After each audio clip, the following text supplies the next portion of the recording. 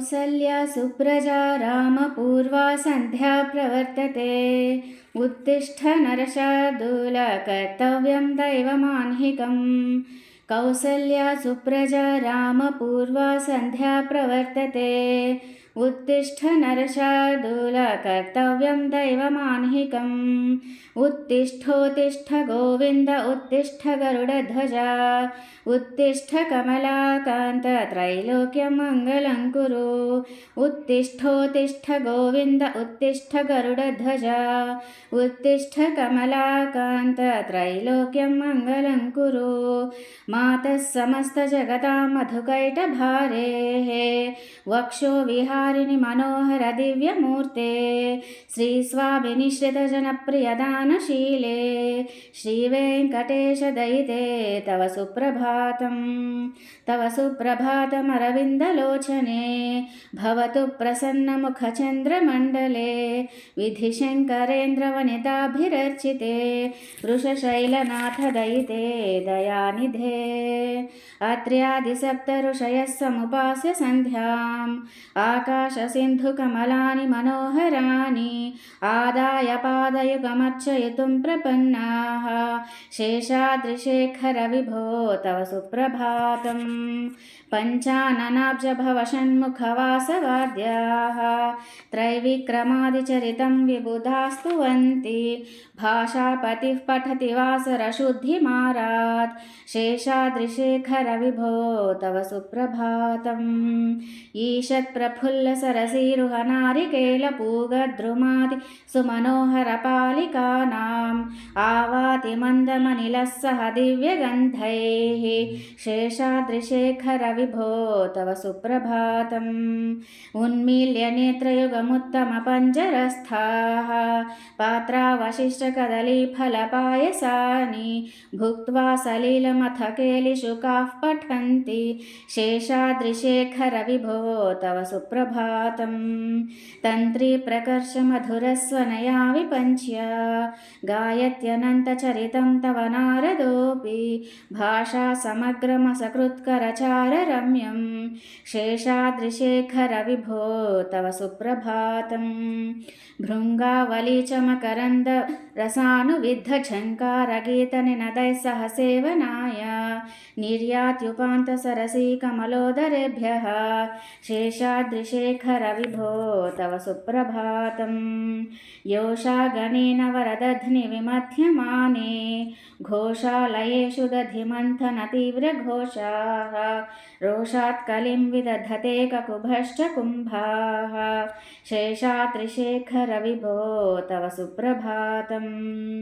पद्मेशमित्रशतपत्रगतालिवर्गाः हर्तुं श्रियं कुवलयस्य निजाङ्गलक्ष्म्या भेरीनिनादमिव बिभ्रति तीव्रनादम्। शेषाद्रिशेखर विभो तव सुप्रभातम्।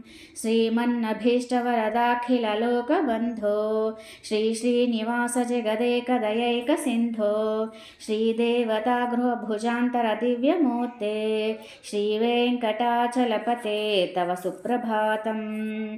श्रीमन्नभीष्टवरदाखिललोकबन्धो श्रीश्रीनिवास जगदेकदयैकसिन्धो श्रीदेवतागृहभुजान्तरदिव्यमूर्ते श्रीवेङ्कटाचलपते तव सुप्रभातम्। श्रीस्वामि पुष्करिणिकाप्लवनिर्मलाङ्गाः श्रेयोर्थिनो हरविरिञ्चि सनन्दनाद्याः द्वारे वसन्ति वरवेत्रहतोत्तमाङ्गाः। श्रीवेङ्कटाचलपते तव सुप्रभातम्। श्रीशेषशैलगरुडाचलवेङ्कटाद्रिनारायणाद्रि वृषभाद्रिवृषाद्रिमुख्याम् आख्यां त्वदीयवसतेरनिशं वदन्ति। श्रीवेङ्कटाचलपते तव सुप्रभातम्।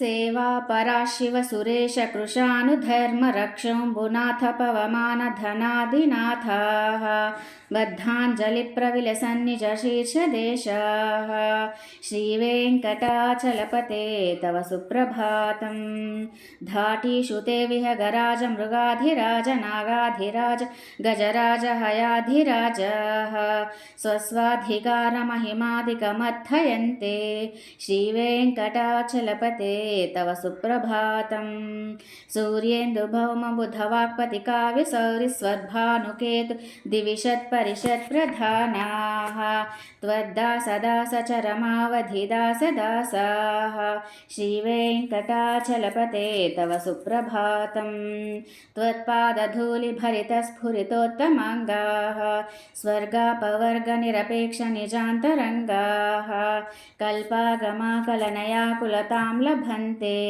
श्रीवेङ्कटाचलपते तव सुप्रभातं त्वद्गोपुराग्रशिखराणि निरीक्ष्यमाणाः स्वर्गापवर्गपदवीं परमां श्रयन्तः मर्त्या मनुष्यभुवने मतिमाश्रयन्ते श्रीवेङ्कटाचलपते तव सुप्रभातं श्रीभूमिनायकदयादिगुणामृताब्धे देवाधिदेव जगदेकशरण्यमूर्ते श्रीमन्ननन्तगरुडादिभिरर्चिताङ्घ्रे श्रीवेङ्कटाचलपते तव सुप्रभातं श्रीपद्मनाभपुरुषोत्तमवासुदेव वैकुण्ठमाधव जनार्दनचक्रपाणे श्रीवत्सचिह्नशरणागतपारिजात श्रीवेङ्कटाचलपते तव सुप्रभातं कन्दर्पदर्पहरसुन्दरदिव्यमूर्ते कान्ताकुचाम्बुरुहकुट्मललोलदृष्टे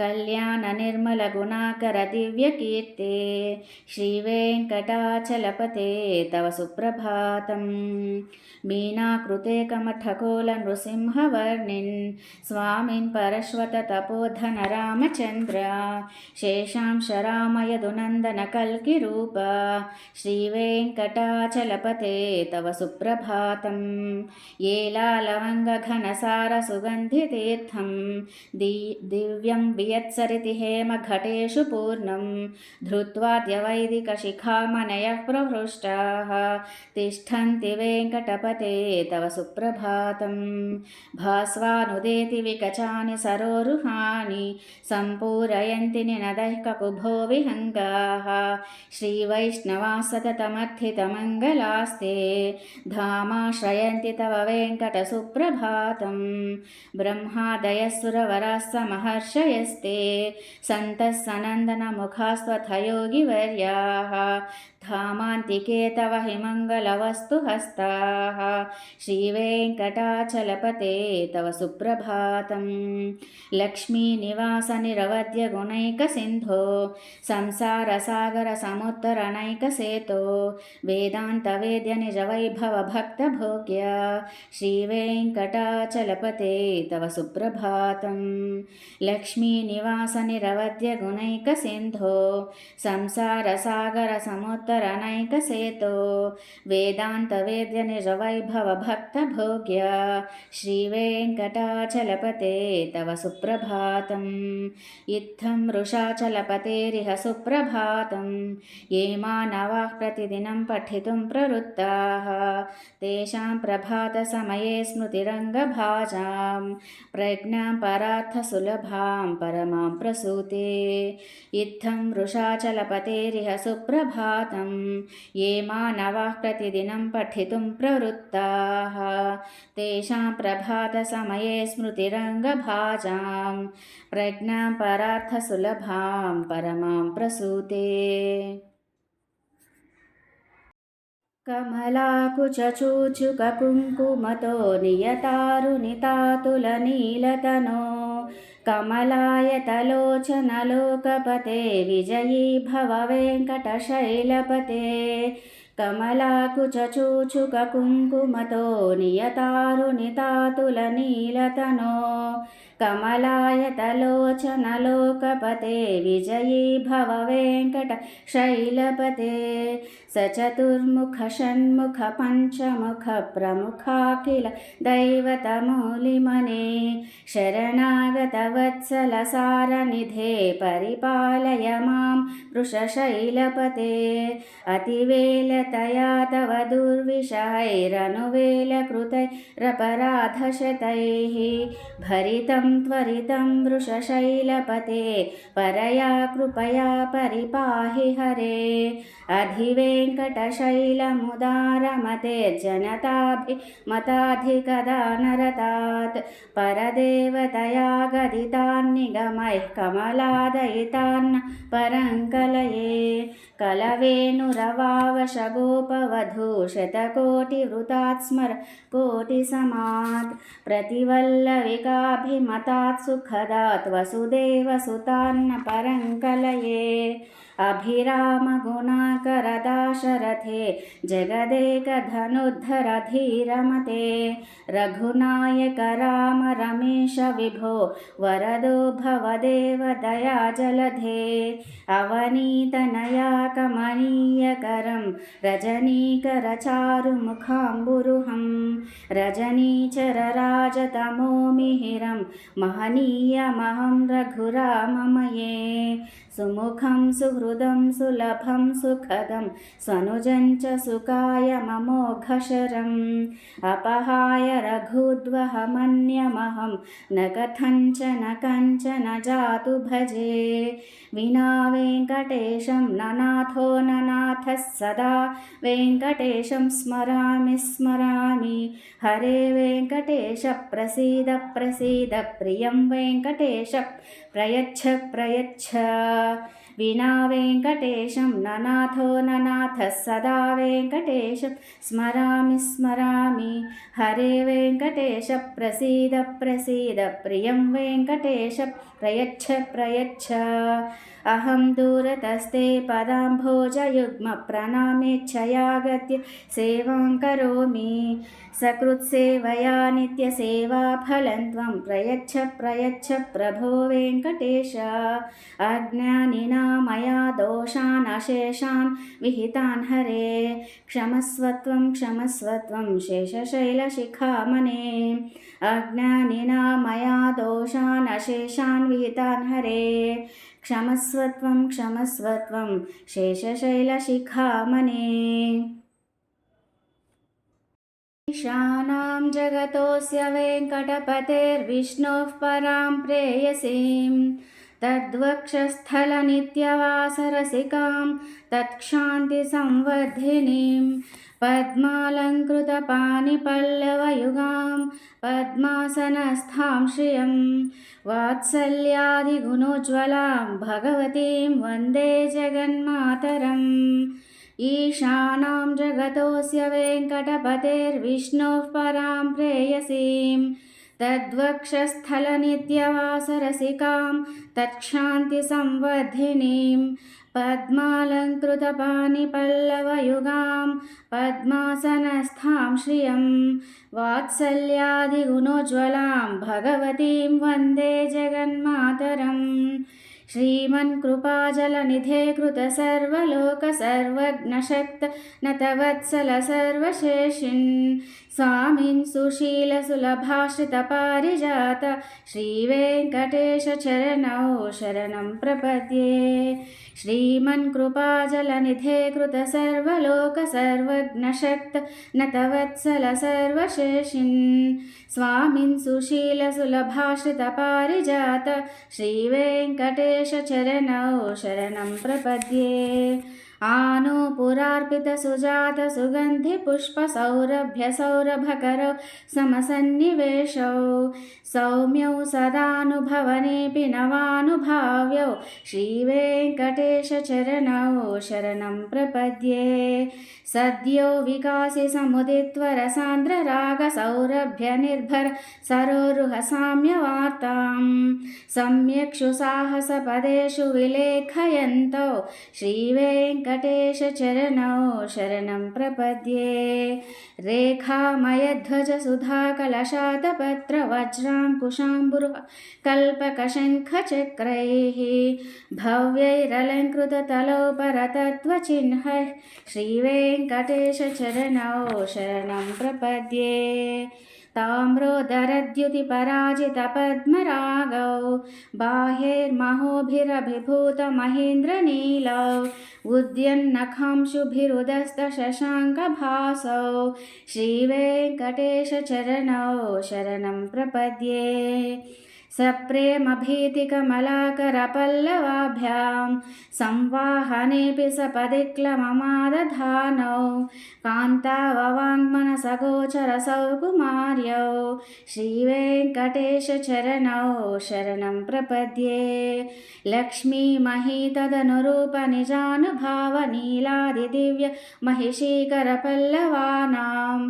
आरुण्यसङ्क्रमणतः किल सान्द्ररागौ श्रीवेङ्कटेशचरणौ शरणं प्रपद्ये नित्यानमद्विधिशिवादिकिरीटकोटिप्रत्युक्तदीप्तनवरत्न महप्ररोहैः नीराजनाविधिमुदारमुपादधानौ श्रीवेङ्कटेशचरणौ शरणं प्रपद्ये विष्णुः पदे परम इत्युदितप्रशंसौ यौ मध्व उत्स इति भोग्यतयाप्युपात्तौ भूयस्तथेति तव पाणितलप्रदिष्टौ श्रीवेङ्कटेशचरणौ शरणं प्रपद्ये पार्थाय तत्सदृशसारथिना त्वयैव यौ दर्शितौ स्वचरणौ शरणं व्रजेति भूयोऽपि मह्यमिह तौ करदर्शितौ ते श्रीवेङ्कटेशचरणौ शरणं प्रपद्ये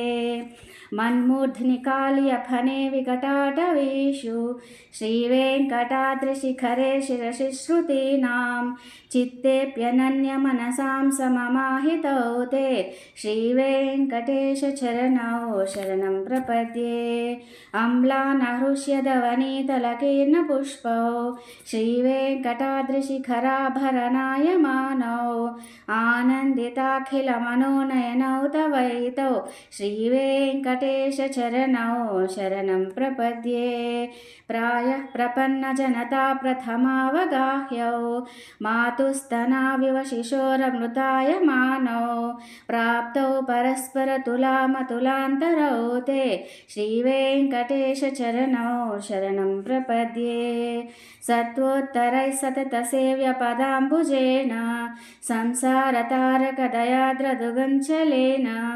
सौम्योपयन्तृमुनिना मम दर्शितौ ते श्रीवेङ्कटेशचरणौ शरणं प्रपद्ये सत्वोत्तरैः सततसेव्यपदाम्बुजेन संसारतारकदयाद्रदुगञ्चलेन सौम्योपयन्तृमुनिना मम दर्शितौ ते श्रीवेङ्कटेशचरणौ शरणं प्रपद्ये श्रीशश्रिया घटिकया त्वदुपायभावे प्राप्ये त्वयि स्वयमुपेयतया स्फुरन्त्या नित्याश्रिताय निरवध्यगुणाय तुभ्यं स्याङ्किङ्करो वृषगिरीश न जातु मह्यं श्रीशश्रिया घटिकया त्वदुपायभावे प्राप्ये त्वयि स्वयमुपेयतया स्फुरन्त्या नित्याश्रिताय निरवध्यगुणाय तुभ्यं स्याङ्किङ्करो वृषगिरीश न जातु मह्यम्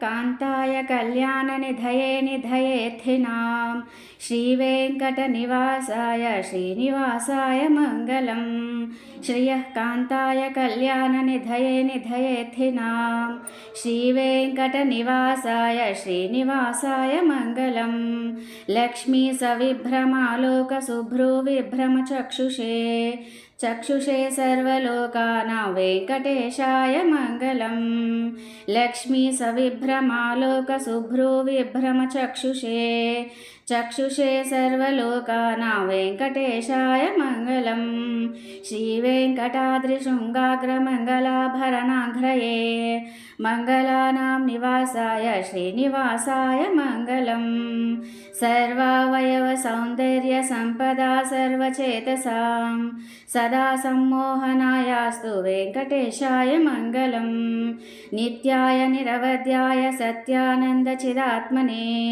सर्वान्तरात्मने श्रीमद्वेङ्कटेशाय मङ्गलं स्वतः सर्वविदे सर्वशक्तये सर्वशेषिने सुलभाय सुशीलाय वेङ्कटेशाय मङ्गलम् परस्मै ब्रह्मणे पूर्णकामाय परमात्मने प्रयुञ्जे परतत्त्वाय वेङ्कटेशाय मङ्गलम् आकालतत्त्वमश्रान्तमात्मनामनुपश्यताम् अतृप्त्यमृतरूपाय वेङ्कटेशाय मङ्गलम् प्रायस्वचरणौ पुंसां शरण्यत्वेन पाणिना कृपया दिशते श्रीमद्वेङ्कटेशाय मङ्गलम् दयामृततरङ्गिन्यास्तरङ्गैरिव शीतलैः अपाङ्गैः सिञ्चते विश्वं वेङ्कटेशाय मङ्गलम् स्रग्भूषाम्बरहेदीनां सुषमावहमूर्तये सर्वार्तिशमनायास्तु वेङ्कटेशाय मङ्गलम् श्रीवैकुण्ठविरक्ताय स्वामी पुष्करिणीतटे रमया रममानाय वेङ्कटेशाय मङ्गलम् श्रीवैकुण्ठविरक्ताय स्वामी पुष्करिणीतटे रमया रममानाय वेङ्कटेशाय मङ्गलम् श्रीमत्सुन्दरजामातृमुनिमानसवासिने सर्वलोकनिवासाय श्रीनिवासाय मङ्गलम् श्रीमत्सुन्दरजामातृमुनिमानसवासिने सर्वलोकनिवासाय श्रीनिवासाय मङ्गलम् मङ्गलाशासनपरैर्मदाचार्यपुरोगमैः सर्वैश्च पूर्वैराचार्यैः सत्कृतायास्तु मङ्गलम्। श्री श्री श्री लक्ष्मी पद्मावती समेत श्री वेंकटेश्वर दिव्य चरणार्पणमस्तु।